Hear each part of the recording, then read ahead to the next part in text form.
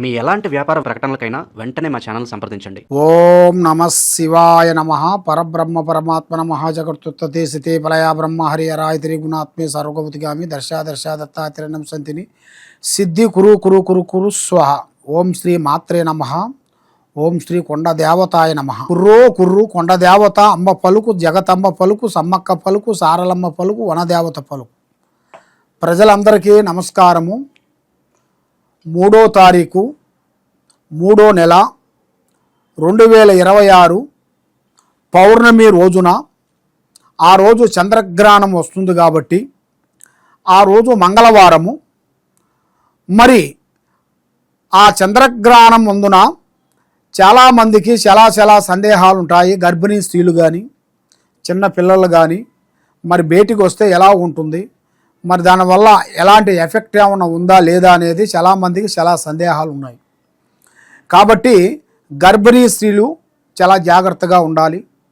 గర్భిణీ స్త్రీలు వాళ్ళు వంట వండేటప్పుడు ఎక్కువ శాతము కూరగాయలని ఎక్కువగా కట్ చేయకూడదు. దానివల్ల ఆ చంద్రగ్రహణం వలన పుట్టబోయే బిడ్డలందరూ కూడా కొన్ని విధానాల ప్రకారంగా కొన్ని చెవు కానీ ముక్కు కానీ ఏదో ఒక వంక రూపంలో వస్తుంటుంది. కాబట్టి ఆ రోజున ఏది 3వ తారీఖు 3వ నెల 2026 ఆ రోజు పౌర్ణమి చంద్రగ్రహణం ముందున గర్భిణీ స్త్రీలు చాలా జాగ్రత్తగా ఉండండి. మరి అదృష్ట బలము, జీవిత బలము, యోగము ఈ 12 రాసుల్లో ఉండవలసిన వాళ్ళందరికీ మళ్ళీ ఇప్పుడు రావలసిన మనకి ఉగాది అనగా నూతన సంవత్సరం. ఈ ఉగాది 19వ తారీఖు 3వ నెల 2026న గురువారం రోజున మనకి వస్తుంది. ఆ గురువారం రోజున శ్రీ పరాభవనామ సంవత్సరం. ఈ శ్రీ పరాభవనామ సంవత్సరమున ఈ నూతన సంవత్సరం అందరికీ శుభాకాంక్షలు. అందరూ ఆరోగ్యంతో ప్రశాంతంగా మనశ్శాంతిగా ఉండాలని మనస్ఫూర్తిగా కోరుకుంటున్నాను. మీ కోయ ద్వారా బిఎల్ శ్రీనివాసరాజు.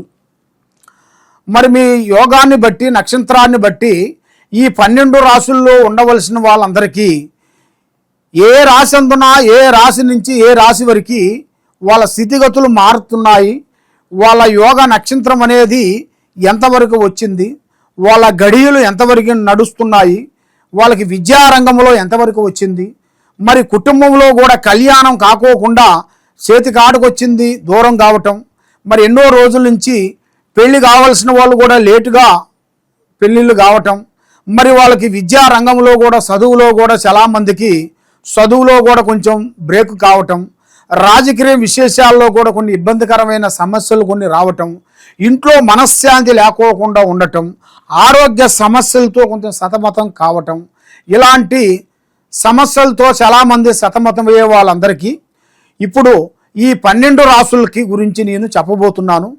ఏ రాశికి ఎలా ఎలా ఉంటుందో అనేది మీరు ఒక్కొక్క రాశికి ఒక్కొక్క విధంగా ఉంటుంది. మరి అది ఏ రాశికి ఏ టైం నుంచి ఏ టైం వరకు వాళ్ళకి కలిసి వస్తుందో అనేది ఇప్పుడు మనం చెప్పబోతున్నాం. ఓం నమ శివాయ. 2026 మార్చి నెల వృశ్చిక రాశి ఫలితాలు. మరి ఈ రాశిలో ఉండవలసిన వాళ్ళకి అదృష్ట బలము, జీవిత బలము, ధన బలము, యోగ బలము, పూజా బలము. పూజా బలం అనగా దైవ అనుగ్రహం అనేది ఎక్కువగా ఉంటుంది వీళ్ళకి. కానీ ఈ మధ్యలో అనేది ఏ దేవుణ్ణి పూజించినా, ఏ మంచి కార్యక్రమాలకి వెళ్ళినా అక్కడ వీళ్ళకి అన్నీ రివర్స్గా కనబడుతున్నాయి. మరి ఏ దేవుణ్ణి పూజించినా ఎక్కడ పోయినా కూడా భగవంతుడు జ్ఞానం లేనిది ఏది కాదు కదా. మరి నేను మంచి దారిలో పోతే నాకు ఎందుకు చెడు ఎదురవుతుందా అనేట్టుగా చాలామందికి చాలా సందేహాలు చాలా వరకు ఉన్నాయి. మరి మీ జాతక యోగాన్ని పట్టుకొని చూసుకుంటే చదువులో కూడా చాలా వరకు మంచి చదువులు, విదేశాల ప్రయాణాలు, పెద్ద కార్యక్రమాలు, అభివృద్ధిగా వచ్చే మార్గాలు కూడా చాలా వరకు కనబడుతున్నాయి. మరి 1, 2, 3 సంవత్సరాల నుంచి ఏది పట్టుకున్నా కూడా బంగారం పట్టుకున్నా రాగిదేలుతుంది. అలాంటి గ్రహశక్తివైన దరిద్ర గ్రహ దోష నివారణ అనేది ఎక్కువగా ఉంది. మరి వీళ్ళకి ఆరోగ్య సమస్యలు ఎక్కువగా కనబడుతున్నాయి. మరి ఆరోగ్య సమస్యలు అనగా భార్యకి కానీ భర్తకు కానీ వీళ్ళిద్దరికీ లేనిపోయిన సమస్యలు, కొన్ని మానసికమైన ఒత్తిడి, ప్రజలలో ఒక చెడు నిర్ణయాలు, ప్రజలలో కూడా ఒక గౌరవం లేకోకుండా, మనశ్శాంతి లేకోకుండా, నమ్మిన వాళ్ళ నుంచి మంచి కార్యక్రమాలు వీళ్ళకి జరగకోకుండా కొన్ని సమస్యలు ఎదురవుతుంటాయి. మరి ఇలాంటి సమస్యలతో ఎదురైన వాళ్ళందరికీ అదృష్ట బలము, జీవిత బలము, స్థాన బలము, పూజ బలము, మరి ఇలా యోగంలో చూసుకుంటే మేనుగా వ్యాపార రంగంలో మంచి అభివృద్ధి, వ్యవసాయంలో మార్పు. ఎందుకంటే వ్యవసాయంలో చేయాల్సినవి కొన్ని కౌలుగా తీసుకొని కొన్ని మారుస్తూ ఉండాలి, ఒకే దాన్ని కాకోకుండా. ఎందుకంటే వీళ్ళు సొంతం ఎన్ని ఉన్నా కూడా భూమి ఏరే వాళ్ళ నుంచి కొద్దిగా చేసిన దానివల్ల కొన్ని మార్పులు వస్తాయి, దానివల్ల కొంచెం డెవలప్మెంట్ అవుతారు. మరి వీళ్ళకి ఎంత చేసినా కూడా ఇంట్లో అనేది మనశ్శాంతి అనేది ఉండదు.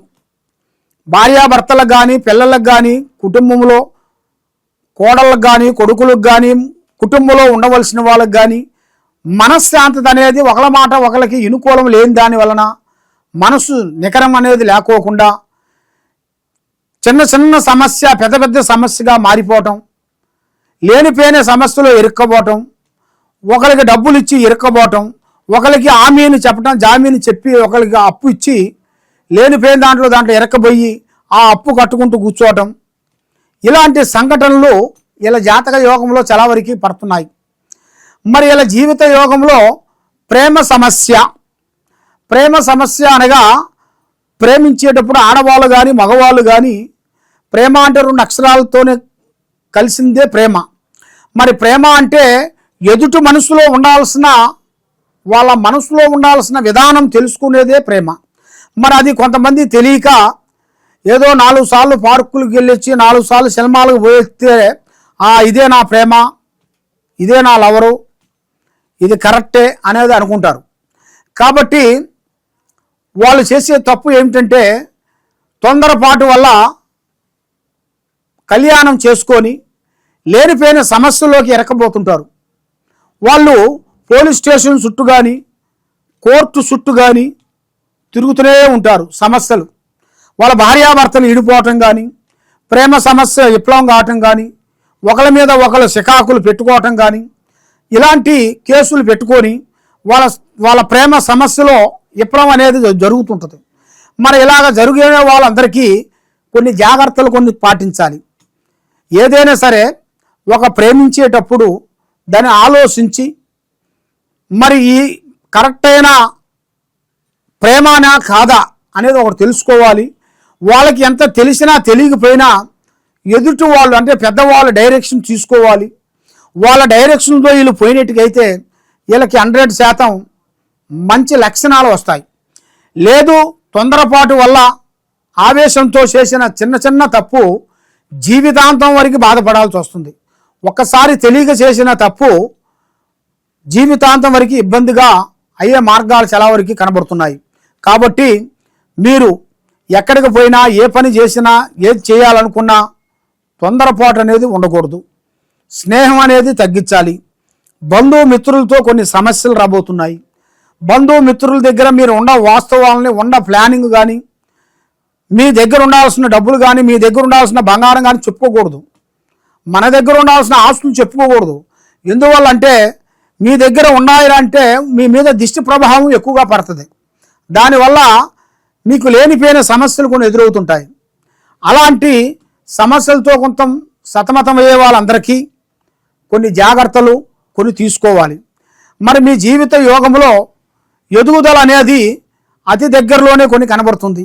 కాబట్టి మీరు ఎన్ని దేవుళ్ళను పూజించినా కూడా మీకు ప్రతిఫలం లేకోకుండా, మనశ్శాంతి లేకోకుండా బాధపడుతూ ఉన్నారా? మీరు పూజించాల్సింది శివయ్యని పూజించండి. శివుడు ఆజ్ఞ లేనిది సేవైనా కుట్టదంటారు. కాబట్టి మనకు దగ్గరలో ఉండాల్సిన శివాలయం దగ్గరికి వెళ్ళి 11 రోజులు ఆ శివాలయంలో మీ సేతుకుంట శివ పారార్థన చేసుకొని శివ పంచాక్షరి మంత్రాన్ని మీరు చదువుకునేట్టుకైతే మీ ఇంట్లో కానీ, మీ ఒంట్లో కానీ, మీ మీద కానీ, మీ కుటుంబం మీద కానీ ఉండాల్సిన దరిద్రగ్రహ దోష నివారణ అనేది పటాపంచలైపోతాయి. మనశ్శాంతి ఉంటుంది, లక్ష్మి నిలబడుతుంది, చేసే కార్యక్రమాలు ముందుకు వస్తాయి. మరి ఎన్నో రోజుల నుంచి మీరు ఎన్ని పూజలు చేసినా ఫలించుకోకుండా ఎక్కడెక్కడో పోయి ఎన్నో పూజలు చేసి ఎన్నో జ్యోతిష్యాల దగ్గరికి వెళ్ళి ఏది చేసినా మీకు ఫలించుకోకుండా ఉండదు. కాబట్టి తప్పకుండా ఈ కింద ఉండాల్సిన నెంబర్కి ఒకసారి మాకు సంప్రదించినట్టుకైతే మీ ఇంట్లో ఏముంది, మీ ఒంట్లో ఏముంది, మీ మీద ఏమేమి జరుగుతుంది అనేది కూడా మొత్తం చూసి చెప్పగలుగుతాం. సర్వో జనా సుఖినో భవంతు. ఓం నమః శివాయ నమః.